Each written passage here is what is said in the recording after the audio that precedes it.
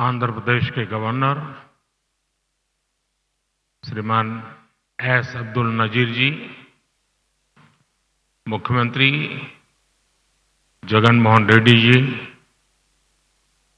केंद्रीय मंत्रिमंडल के मेरे सहयोगी निर्मला सीतारमण जी, पंकज चौधरी जी, भागवत कराड़ जी, अन्य जनप्रतिनिधि, देवी और सज्जनों, आप सभी को national academy of customs indirect taxes and narcotics के इस शानदार कैंपस की बहुत बहुत बधाई।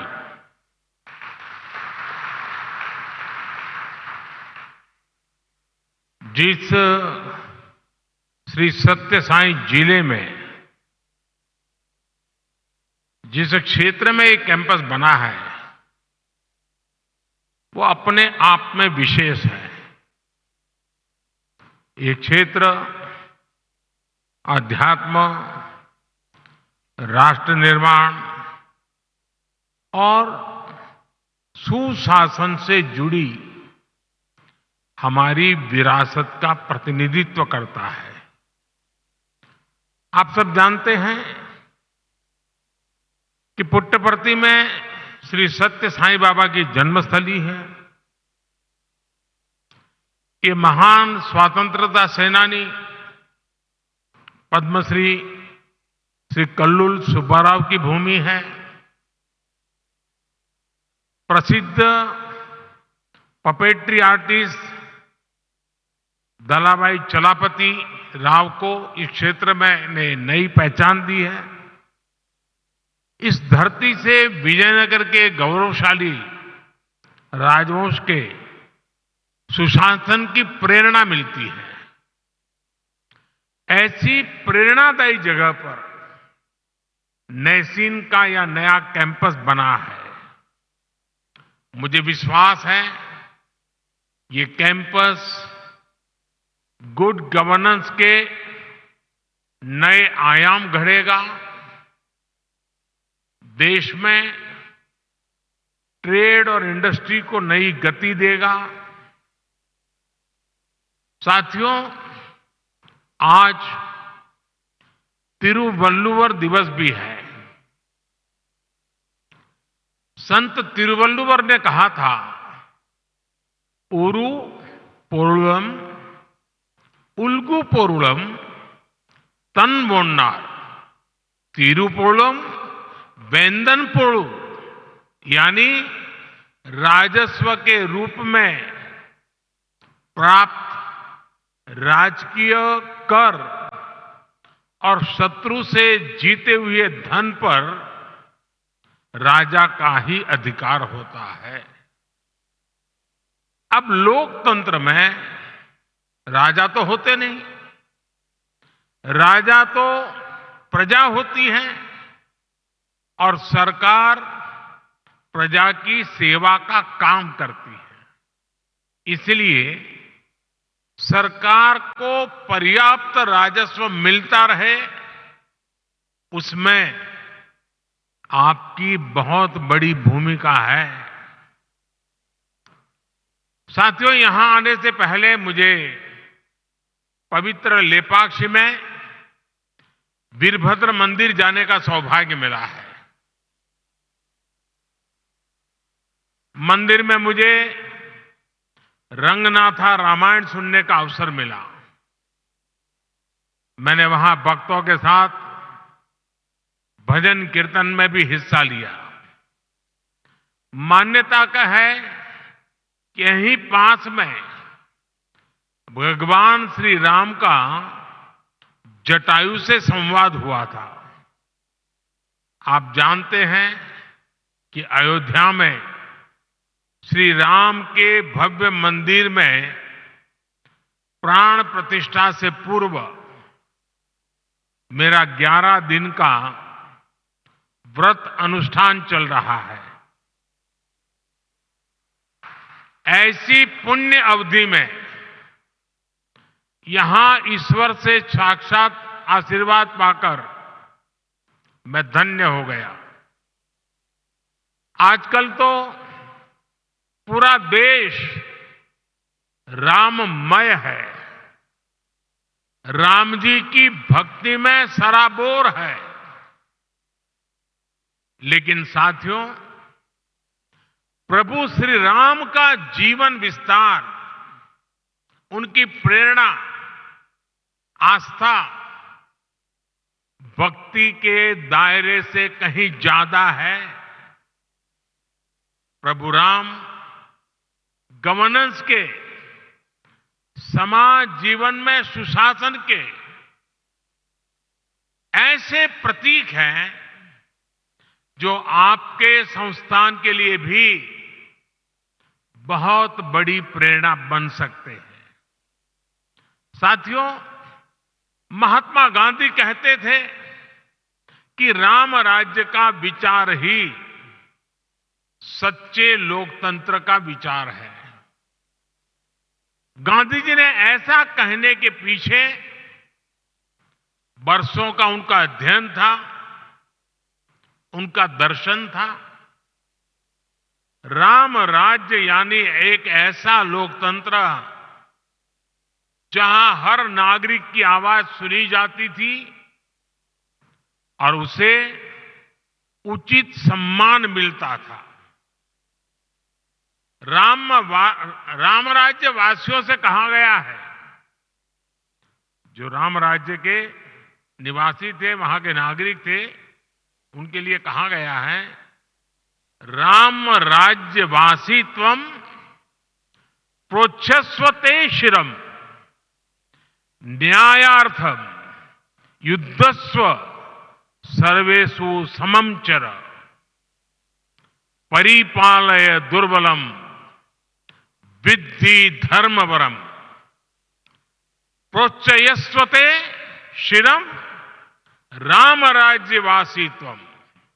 अर्थात राम राज्यवासियों, अपना मस्तक ऊंचा रखो, न्याय के लिए लड़ो, सबको समान मानो, कमजोर की रक्षा करो, धर्म को सबसे ऊंचा जानो, अपना मस्तक ऊंचा रखो, तुम राम राज्य के वासी हो। राम राज्य सुशासन के इन्हीं 4 स्तंभों पर खड़ा था, जहां सम्मान से, बिना भय के हर कोई सिर ऊंचा करके चल सके, जहां हर नागरिक के साथ समान व्यवहार हो, जहां कमजोर की सुरक्षा हो और जहां धर्म यानी कर्तव्य सर्वोपरि हो। आज 21वीं सदी के आपके आधुनिक संस्थान के 4 सबसे बड़े ध्येय यही तो है। एक, एडमिनिस्ट्रेटर के रूप में रूल्स और रेगुलेशंस को लागू करने वाली इकाई के रूप में आपको इस बात को हमेशा याद रखना है। साथियों, नैसिन का रोल देश को एक आधुनिक इकोसिस्टम देने का है। एक ऐसा इकोसिस्टम जो देश में व्यापार कारोबार को आसान बना सके, जो भारत को ग्लोबल ट्रेड का अहम पार्टनर बनाने के लिए और फ्रेंडली माहौल बना सके, जो टैक्स, कस्टम्स, नारकोटिक्स जैसे विषयों के माध्यम से देश में ईज ऑफ डूइंग बिजनेस को प्रमोट करे और जो गलत प्रैक्टिसेस से सख्ती से निपटे। थोड़ी देर पहले मैं कुछ नए नौजवान युवा ट्रेनी अफसरों से भी मिला हूं। ये अमृत काल को नेतृत्व देने वाली कर्म योगियों की अमृत पीढ़ी है। आप सभी को सरकार ने अनेक शक्तियां भी दी है। इस शक्ति का उपयोग आपके विवेक पर निर्भर करता है और इसमें भी आपको प्रेरणा प्रभु श्री राम के जीवन से मिलेगी। एक प्रसंग में भगवान राम लक्ष्मण से कहते हैं, नेयम मम मही सौम्य दुर्लभा सागरांबरा नहीं क्षयेयम धर्मेण शक्रत्वमपि लक्ष्मण। यानी मैं चाहूं तो सागर से घिरी ये धरती भी मेरे लिए दुर्लभ नहीं है, लेकिन अधर्म के रास्ते पर चलते हुए अगर मुझे इंद्रप्रस्थ भी मिले तो मैं स्वीकार नहीं करूंगा। हम तो अक्सर देखते हैं कि छोटे छोटे लालच में ही कई बार लोग अपने कर्तव्य, अपनी शपथ को भूल जाते हैं। इसलिए आप सभी अपने कार्यकाल में प्रभु राम की कही ये बात अवश्य याद रखिए। साथियों, आपका सीधा सरोकार टैक्स व्यवस्था से है। राम राज्य में टैक्स कैसे लिया जाता था, इस पर गोस्वामी तुलसीदास जी ने जो कहा है वो बहुत प्रासंगिक है। गोस्वामी जी तुलसीदास जी कह रहे हैं, बरसत हर्षत लोग सब करसत लखै न कोई तुलसी प्रजा सुभागते भूप भानु सो होई। अर्थात सूर्य पृथ्वी से जल खींचता है और फिर वही जल बादल बनकर वर्षा के रूप में वापस धरती पर आता है, समृद्धि बढ़ाता है। हमारी टैक्स व्यवस्था भी वैसी ही होनी चाहिए। हमारा प्रयास होना चाहिए कि जनता से लिए टैक्स की पाई पाई जन कल्याण में लगे और वो समृद्धि को प्रोत्साहित करे। आप अध्ययन करेंगे तो इसी प्रेरणा से हमने बीते 10 वर्षों में टैक्स सिस्टम में बहुत बड़े रिफॉर्म किए। पहले देश में भांति भांति की टैक्स व्यवस्थाएं थी जो सामान्य नागरिक को जल्दी समझ में नहीं आती थी। पारदर्शिता के अभाव में ईमानदार टैक्स पेयर को, बिजनेस से जुड़े लोगों को परेशान किया जाता था। हमने जीएसटी के रूप में देश को एक आधुनिक व्यवस्था दी। सरकार ने इनकम टैक्स सिस्टम को भी आसान बनाया। हमने देश में फेसलेस टैक्स असेसमेंट सिस्टम शुरू किया।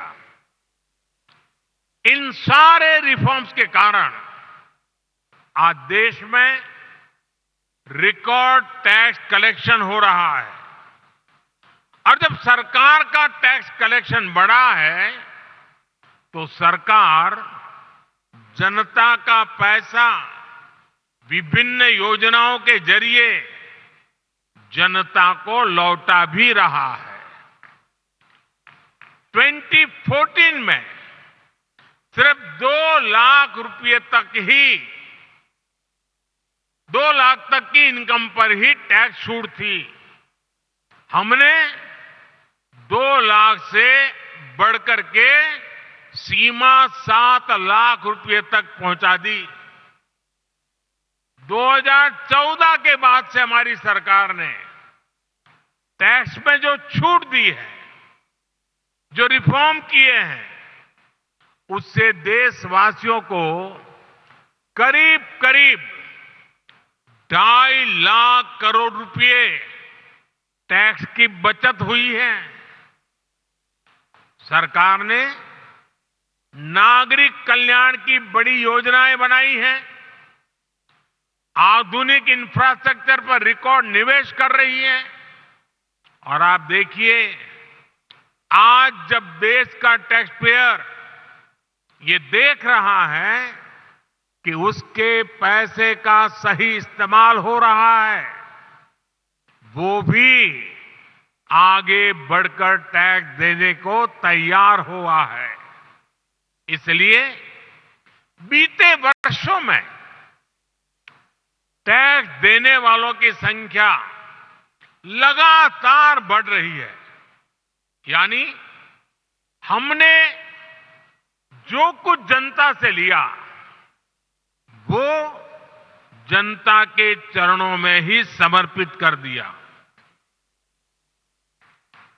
यही तो सुशासन है, यही तो राम राज्य का संदेश है।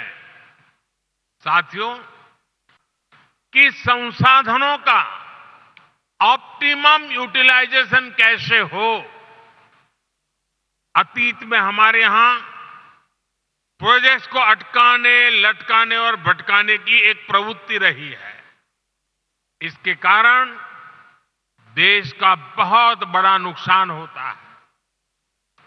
ऐसी प्रवृत्ति के प्रति सावधान करते हुए भगवान राम भरत से कहते हैं, और वो बड़ा इंटरेस्टिंग बातचीत है भरत और राम के बीच की।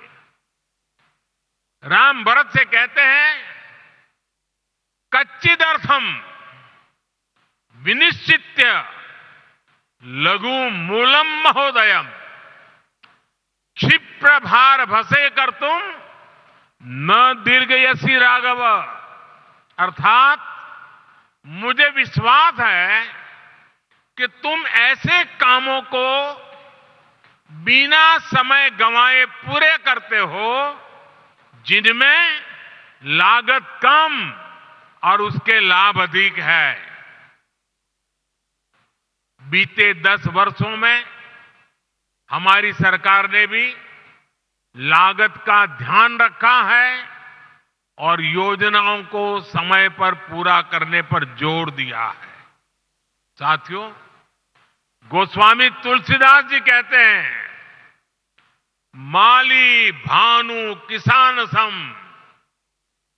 माली भानु किसान सम नीति निपुण नरपाल, प्रजा भाग बस होहिंगे कबहू कलिकाल। यानी सरकार में माली, सूर्य और किसान जैसे गुण होने चाहिए। माली कमजोर पौधों को सहारा देता है, उसका पोषण करता है, उसके हक के पोषण को लूटने वाले को हटाता है। वैसे ही सरकार को, सिस्टम को गरीब से गरीब का संबल बनना चाहिए, उन्हें सशक्त करना चाहिए। सूर्य भी अंधेरे का नाश करता है, वातावरण की शुद्धि करता है और बारिश में मदद करता है। बीते 10 वर्षों में गरीब, किसान, महिला और युवा, इन सबको हमने ज्यादा से ज्यादा सशक्त किया है। हमारी योजनाओं के केंद्र में वही लोग सर्वोपरि रहे हैं जो वंचित थे, शोषित थे, समाज के अंतिम पायदान पर खड़े थे।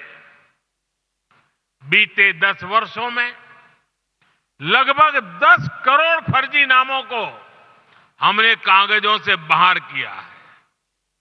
आज दिल्ली से निकला एक एक पैसा उस लाभार्थी के बैंक अकाउंट में पहुंचता है जो इसका हकदार है।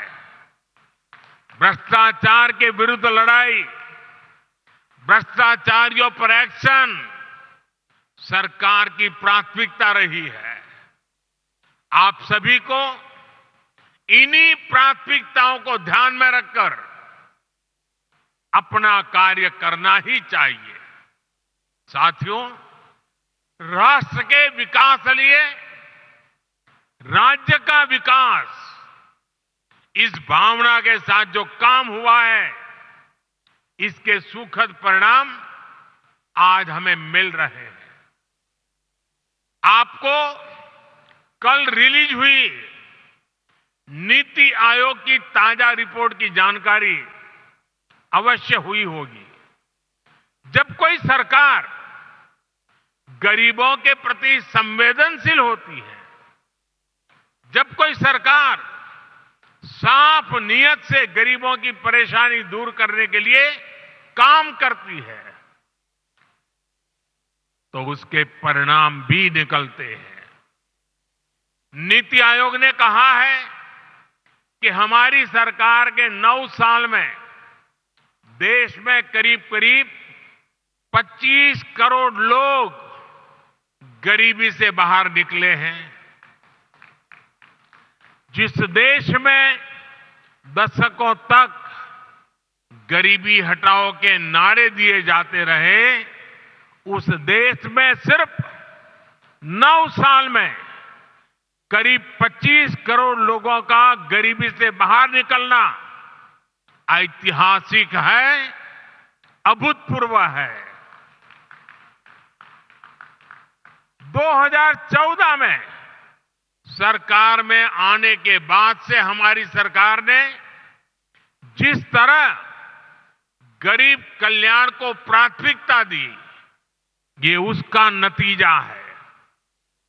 मेरा हमेशा से ये मानना है कि देश के गरीब में वो सामर्थ्य है कि अगर उसे साधन दिए जाएं, संसाधन दिए जाएं, तो वो गरीबी को खुद परास्त कर देगा।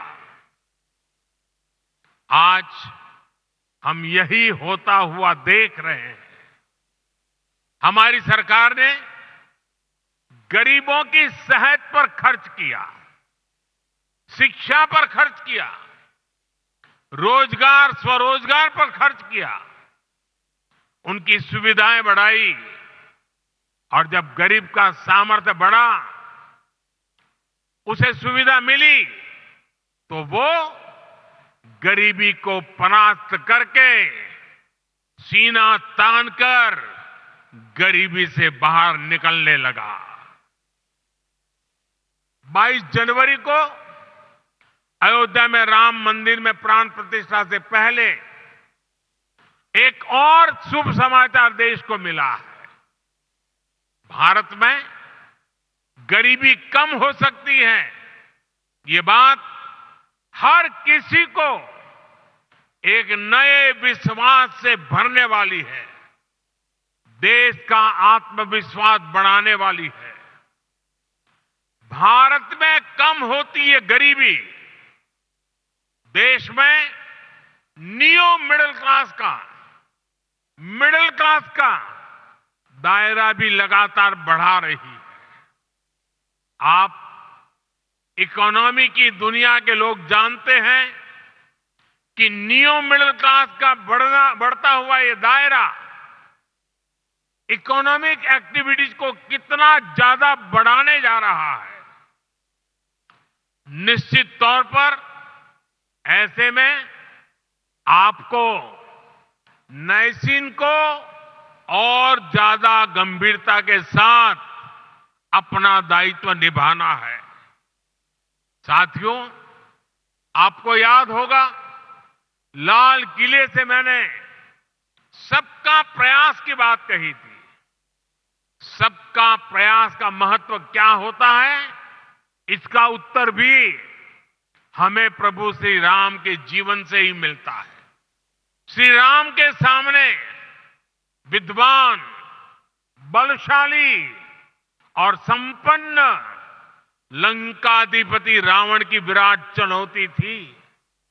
इसके लिए उन्होंने छोटे छोटे संसाधनों, हर प्रकार के जीवों को इकट्ठा किया, उनके साझे प्रयासों को एक विराट शक्ति में बदला और अंत में सफलता राम जी को ही मिली। ऐसे ही विकसित भारत के निर्माण में भी हर अधिकारी, हर कर्मचारी, हर नागरिक की अहम भूमिका है।